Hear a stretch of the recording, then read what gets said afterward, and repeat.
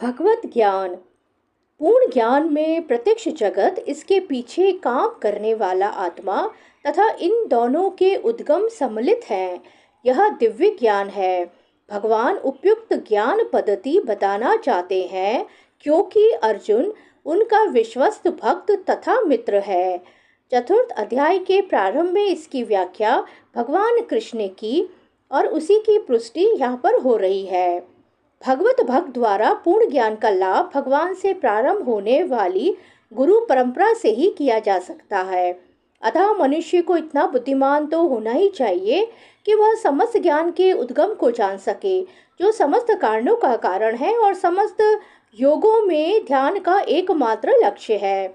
जब समस्त कारणों के कारण का पता चल जाता है तो सभी ज्ञेय वस्तुएं ज्ञात हो जाती हैं और कुछ भी अज्ञेय नहीं रह जाता।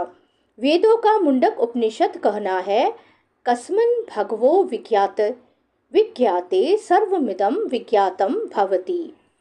कई हजार मनुष्य में से कोई एक सिद्धि के लिए प्रयत्नशील होता है और इस तरह सिद्धि प्राप्त करने वालों में से विरला ही कोई एक मुझे वास्तव में जान पाता है। तात्पर्य, मनुष्यों की विभिन्न कोटियां हैं और हजारों मनुष्य में से शायद विरला मनुष्य ही यह जानने में रुचि रखता है कि आत्मा क्या है, शरीर क्या है और परम सत्य क्या है। सामान्यतः मानव आहार, निद्रा, भय तथा मैथुन जैसी पशु वृत्तियों में लगा रहता है और मुश्किल से कोई एक दिव्य ज्ञान में रुचि रखता है।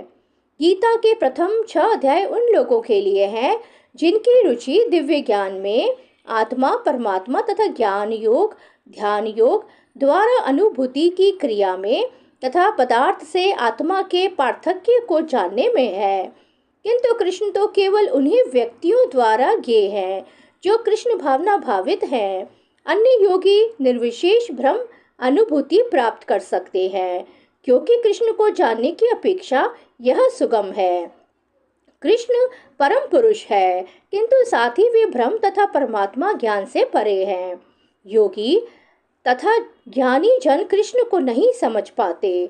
यद्यपि महानतम निर्विशेषवादी मायावादी शंकराचार्य ने अपने गीता भाष्य में स्वीकार किया है कि कृष्ण भगवान है, किंतु उनके अनुयायी इसे स्वीकार नहीं करते क्योंकि भले ही किसी को निर्विशेष ब्रह्म की दिव्य अनुभूति क्यों न हो, कृष्ण को जान पाना अत्यंत कठिन है।